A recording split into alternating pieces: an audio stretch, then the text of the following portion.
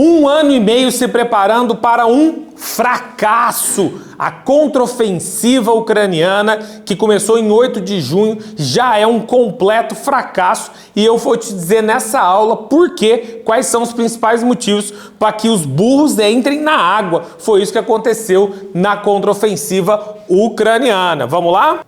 E por que demorou tanto para que essa contraofensiva, que já deu errado, acontecesse? Vamos lá. Principal ponto, um deles, a questão da OTAN. A OTAN prometeu lá no começo, ficou, naquele a morde e assopra com a Ucrânia. Você deve lembrar que o principal motivo dito pelo Putin para a entrada do Putin dentro do território ucraniano era por conta da possível entrada da Ucrânia na OTAN. A OTAN não aceitou a Ucrânia, mas disse que estava do lado, fez aí todos os embargos econômicos com a Rússia, todo esse processo, mas prometeu um monte de arma, um monte de tecnologia, de dinheiro e foi dando até dinheiro a mais do que se esperava. Mas armamento mesmo demorou. E aí, principalmente os tanques alemães demoraram para chegar. E quando chegaram, agora no início, em março de 2023, muito contestado, Zelensky teve que ir lá pedir, muita gente cobrando. A ministra do interior da Alemanha, inclusive, foi trocada porque ela não estava ajudando dentro daquilo que era prometido para a Ucrânia. Então a OTAN demorou para dar os armamentos que ela havia prometido. Deu dinheiro, mas não tinha mandado o armamento. Esse é o primeiro motivo para a demora dessa contraofensiva ucraniana acontecer. O outro ponto, que nós temos que entender aí é que você teve uma estabilidade no sul e no leste da Ucrânia, que é onde a Rússia entrou, na região de Donbass. No início da guerra, você deve se lembrar, a Rússia foi em direção a Kiev. Chega em Kiev, tem ali uma movimentação grande, até heróica no início dos ucranianos. Zelensky fica lá, todo aquele cenário. Você vai ter os coquetéis Molotovs ucranianos tentando segurar o avanço daquelas grandes tropas russas. E aí a Rússia acaba voltando, A Rússia, ela recua, ela fica parada um tempo em volta de Kiev e recua. Na prática, a Rússia não conseguiu tomar Kiev e hoje, mesmo com a guerra com 1 ano e meio, Kiev, a capital, tem basicamente uma vida normal, o que é diferente do que nós temos ali na região sul e na região leste. E aí se travou uma espécie de trincheira ali russa que ficou nesse espaço. Então você tem uma estabilidade a partir da terceira fase da guerra da Rússia e da Ucrânia, lá para setembro de 2022. Essa estabilidade é também um motivo pela contraofensiva. Por quê? A Rússia não avançou mais sobre o território ucraniano. Ela ficou ali no sul, Mariupol, na região também de Kherson, Donbass. Depois o Putin acabou pegando essas áreas para ele, dizendo que agora elas pertenciam à Rússia, todo aquele cenário. Mas isso não colocou em risco o restante do território ucraniano, de forma que a Ucrânia tivesse que fazer uma ofensiva um pouco mais rápida. Então esse é o segundo motivo, você pode ver aqui, a estabilidade da linha de ataque russa, que não avançou, mas tentou ali ganhar esses territórios por volta de 15% do território ucraniano. Bom, o que mais?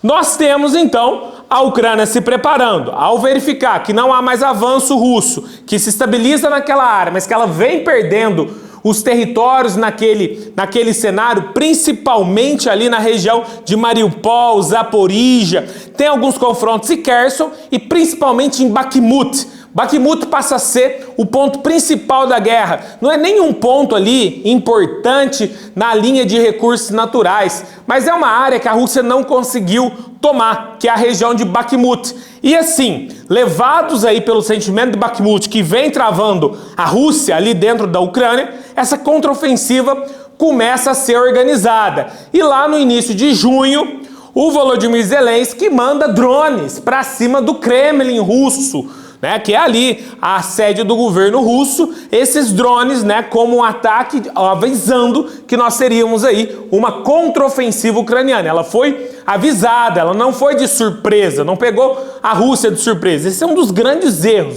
Você avisar que vai fazer uma contraofensiva. Ou você avisa e demora um tempo a mais para fazer, avisa começar em junho e começa em agosto, ou não avisa e começa. Ele avisou que ia começar e começou. Esse é um cenário, que, visto como estratégia de guerra, está errado. Bom, então houve o primeiro aviso no início de junho sobre essa contraofensiva ucraniana. Vamos lá. Aqui está o mapa da Ucrânia de 8 de junho de 2023. Se você olhar para esse mapa e pesquisar aí um mapa de setembro de 2022, é a mesma coisa. E se você olhar o mapa de julho de 2023, também é a mesma coisa. Por quê? Porque eu tive essa estabilidade colocada na região sul, na região leste. Você teve ali a ponte da Crimeia, né, no final do ano passado, que teve uma explosão nela, gerou uma contraofensiva russa contra a Ucrânia, principalmente em Kiev, para parar, né, com o avanço ucraniano ali na Crimeia. E aqui toda essa região que a Rússia não vai perder mais, né? A Rússia decidiu que essa região não vai perder. A guerra vai demorar moralmente, né? O fato da Rússia não ter conseguido varrer o território ucraniano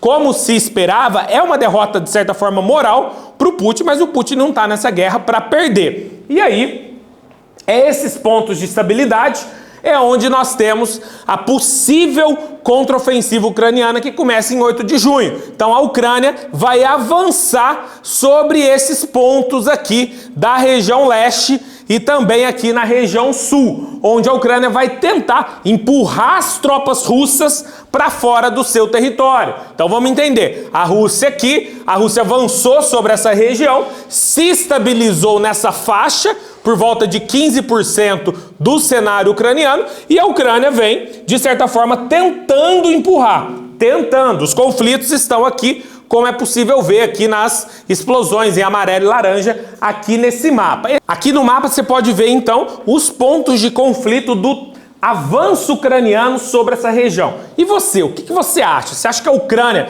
vai ter sucesso nessa contraofensiva?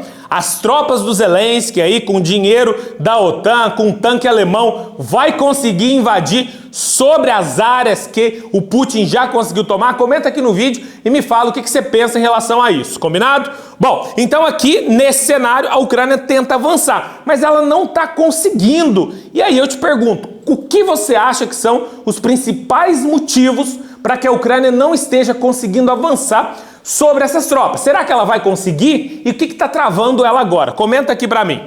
Vamos lá. Bom, e aí eu vou te dizer quais são os principais pontos já demonstrados nesse momento.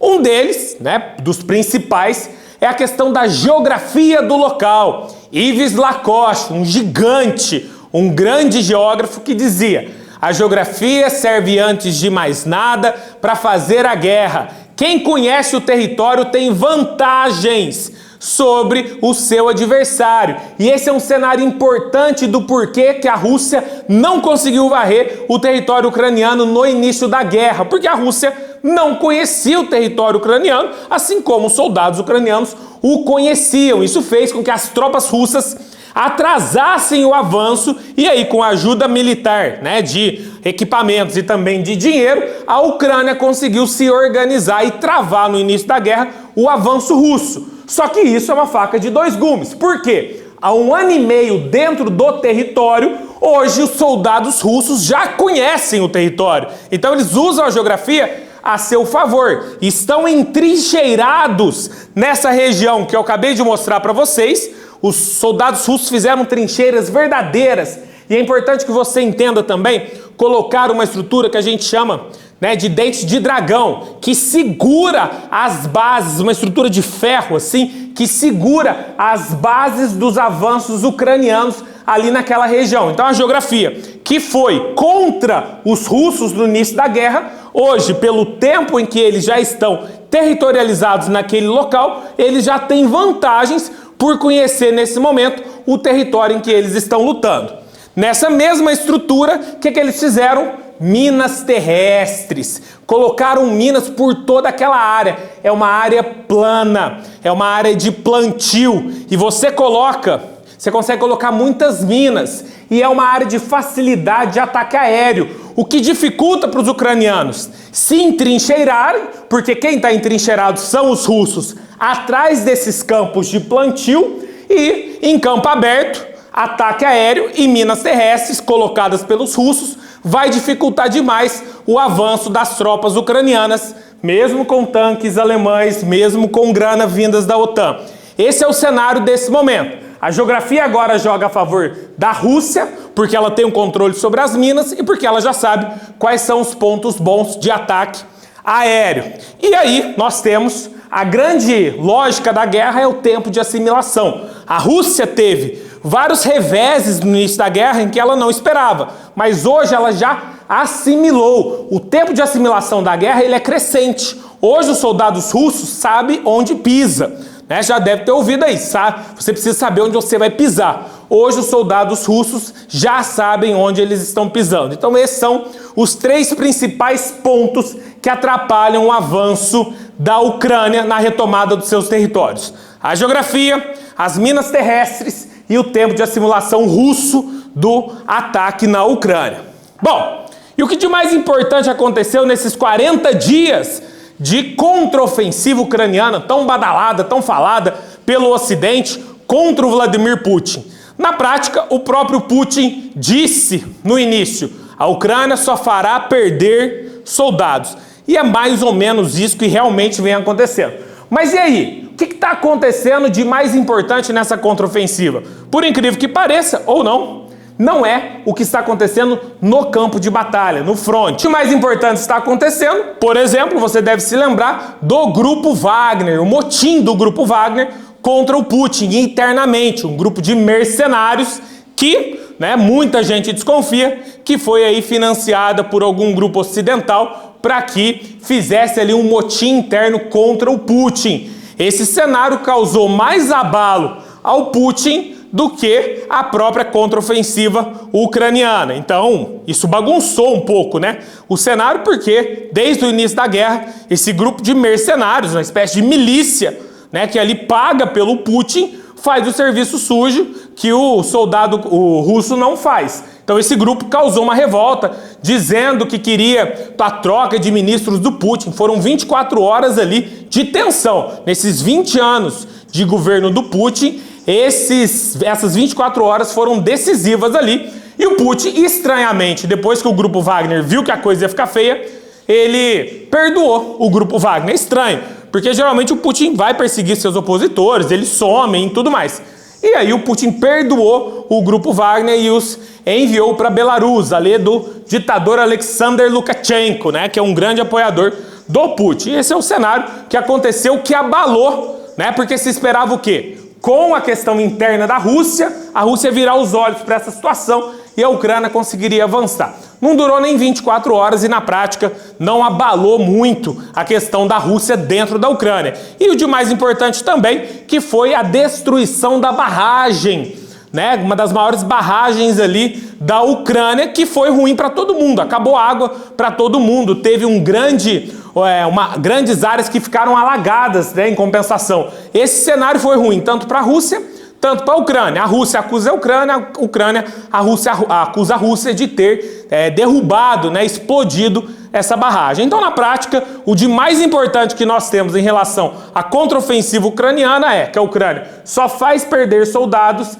e o motim do Grupo Wagner, além da destruição de uma barragem dentro da Ucrânia, mostrando que o fracasso que era iminente hoje é um fracasso real, a contraofensiva ucraniana. Gostou dessa aula de geopolítica? Se assim como eu também adora geopolítica e atualidades, quer saber mais? Com aulas separadas, preparadas por mim, pelo professor Jean Grafia, aulas com conteúdos descritos ali em cada uma delas, com exercícios colocados de forma semanal. Dá uma olhada no Geopolítica Flix. Você tem aqui a descrição do nosso curso de atualidades e geopolítica. Já se inscreva no canal e vem pra dentro pra gente falar mais de geopolítica e atualidades. Tchau!